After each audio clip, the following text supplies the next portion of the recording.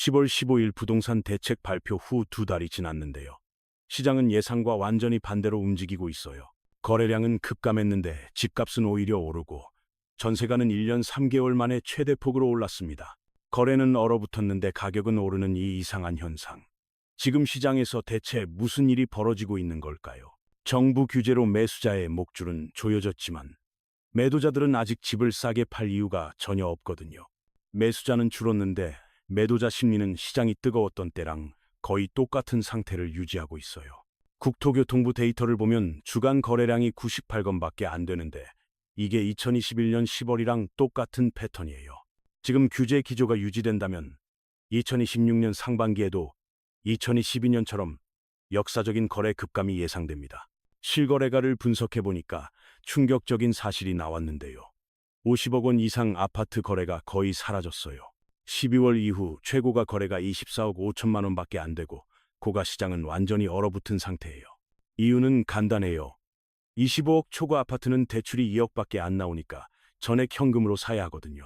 매매 시장이 얼어붙으면서 이제 가장 중요한 건 바로 전세 시장의 움직임이에요. 전세 수급 데이터를 보면 전국 모든 지역이 100을 훨씬 넘어서 수요가 공급을 완전히 압도하고 있어요. 가장 낮은 대구, 제주, 강원도도 140을 넘고요. 서울은 160, 울산은 무려 193이나 돼요. 전국적으로 전세 가격 상승은 피할 수 없는 현실이고 데이터가 이걸 명확하게 보여주고 있습니다. 근데 2026년 부동산 시장이 정말 무서워질 이유는 따로 있어요. 바로 달러 강세예요. 원자재 대부분을 해외에서 수입하는데 환율이 1,400원에서 1,500원으로 오르면 원가 부담이 확 늘어나요. 건설사 수익성이 나빠지고 공사비가 올라가면서 결국 아파트 공급에 심각한 문제가 생겨요. 아파트 착공부터 입주까지 보통 3년에서 3년 반이 걸리니까 공급 쇼크는 3년 뒤에 나타나요. 2026년 전국 아파트 공급량은 16만 8천 채로 지난 40년 중에 가장 적은 물량이에요. 2027년에도 17만 채밖에 안 되고 이전 최저치였던 2011년 18만 채보다도 더 적어요. 1990년부터 지금까지 약 40년간의 공급 데이터를 보면 26년부터 28년이 역대 최저 구간이에요. 문제는 여기서 끝이 아니에요. 환율 상승이랑 공사비 증가로 앞으로 새 아파트 공급은 더 어려워져요. 전세가가 오르면 결국 매매가를 밀어올리고 이미 지방에서는 대세 상승이 시작된 지역들이 많아요. 저평가된 지방은 전세 수요가 몰리면서 가격이 오르고 이게 매매가 상승으로 이어지고 있어요. 과거에도 비슷한 상황이 있었어요. 2008년 금융위기 이후에 2011년부터 공급이 급감했었거든요. 그때도 환율이 폭등했고 지금이랑 아주 비슷한 패턴이 반복되고 있는 거예요. 최근 공급 급감의 원인은 2022년 하반기 폭락장이랑 계속되는 공사비 상승 때문이에요. 26년부터 28년까지 공급 부족은 확정됐는데 진짜 문제는 그 이후에도 회복이 어렵다는 거예요. 보통 공급이 줄면 다시 늘어나면서 시장이 안정되는데 지금은 회복 동력 자체가 안 보여요. 환율은 계속 오르고 있고 새 아파트 착공 자체가 쉽지 않은 상황이 계속되고 있어요. 최악의 경우 28년, 29년, 30년까지도 공급 부족이 이어지는 사상 초유의 사태가 벌어질 수 있어요. 결과는 뻔해요. 전세가는 계속 오르고 신축 아파트에 대한 희소성은 더 심해질 거예요. 저평가된 지방은 몇 년간 대세 상승을, 수도권 일부 지역도 비슷한 흐름을 보일 가능성이 높아요.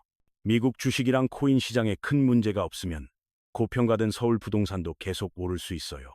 수요와 공급 측면에서 봤을 때 공급이 40년 만에 최저인 시기가 바로 내년부터 시작돼요.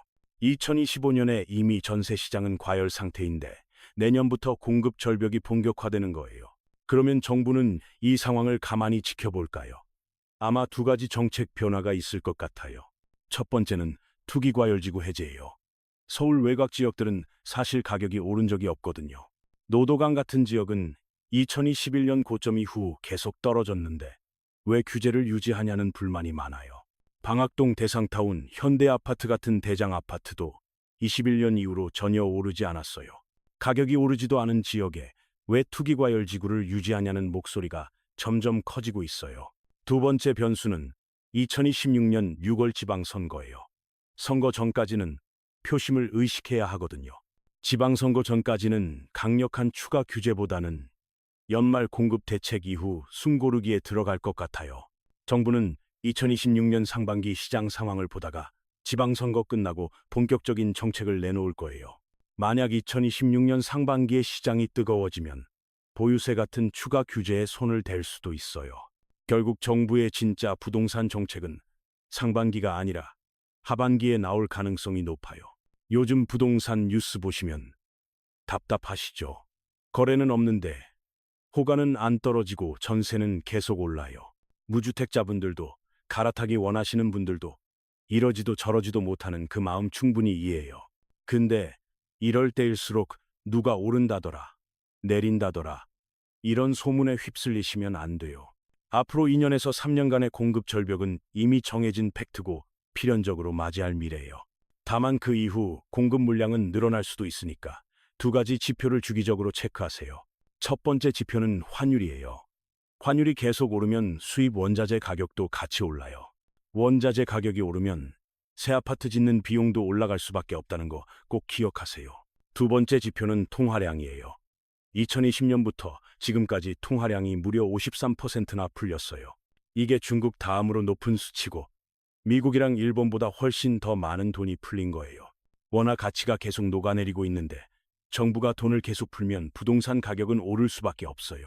정확히 말하면 부동산이 오르는 게 아니라 돈의 가치가 떨어지는 거예요.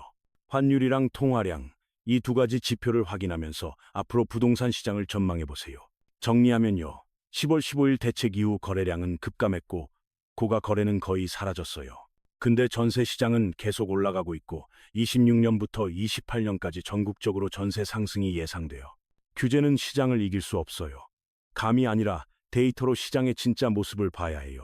불안한 시장이지만 객관적인 데이터를 통해서 현명한 판단을 내리시길 바랍니다. 지금까지의 내용을 다시 한번 정리해 드릴게요. 핵심만 기억하시면 돼요. 첫째, 10월 대책 이후 거래량은 급감했는데 매도자들은 가격을 낮출 이유가 없어요. 둘째, 25억 초과 아파트는 대출이 2억뿐이라서 고가 거래가 완전히 멈춘 상태예요. 셋째, 전국 전세 수급 지수가 다 100을 넘어서 전세 가격 상승은 피할 수 없어요. 넷째, 달러 강세로 건설 원가가 올라가면서 새 아파트 공급이 점점 어려워지고 있어요. 다섯째, 2026년부터 28년까지 아파트 공급량이 40년 만에 최저 수준이에요. 여섯째, 공급 부족이 29년, 30년까지 이어질 수 있는 사상 초유의 상황이에요. 일곱째, 정부의 본격적인 정책 변화는 2026년 지방선거 이후 하반기에 나올 가능성이 높아요. 여덟째, 환율이랑 통화량 두 가지 지표를 주기적으로 체크하면 시장 방향을 예측할 수 있어요. 전세가 상승은 결국 매매가를 밀어올리게 되어 있고 이 흐름은 피할 수가 없어요.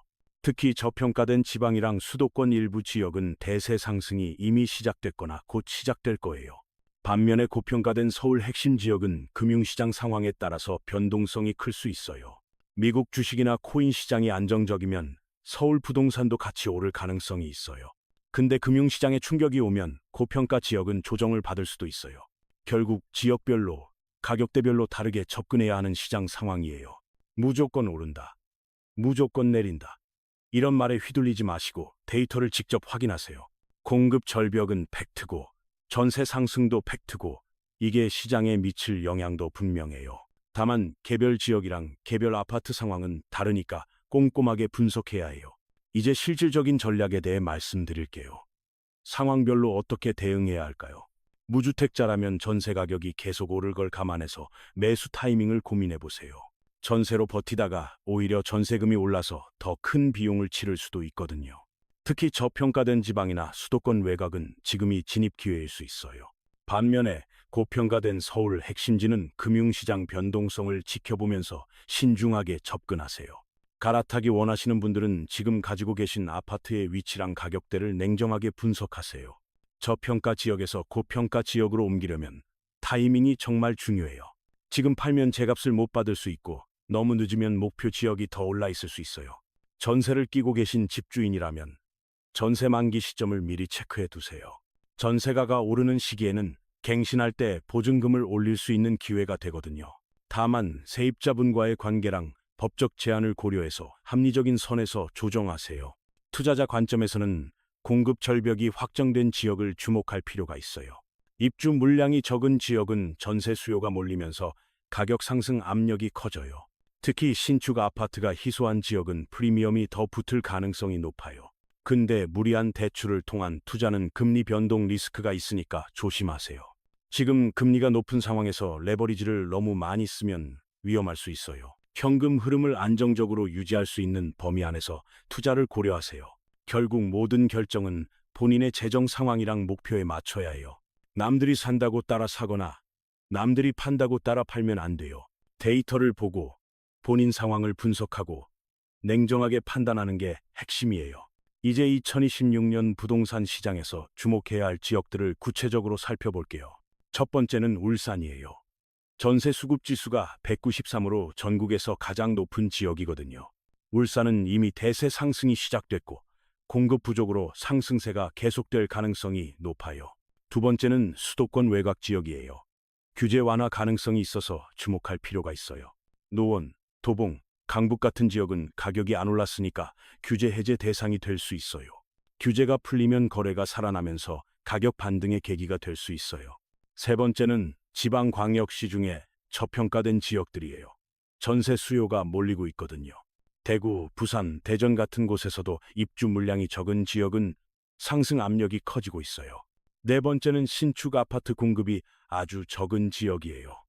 희소성 프리미엄이 붙거든요. 앞으로 3년간 입주 예정 물량을 확인하시고 공급이 적은 지역을 골라보세요.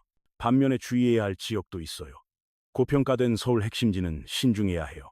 강남, 서초, 용산 같은 곳은 이미 가격이 많이 올라서 추가 상승 여력이 제한적일 수 있어요.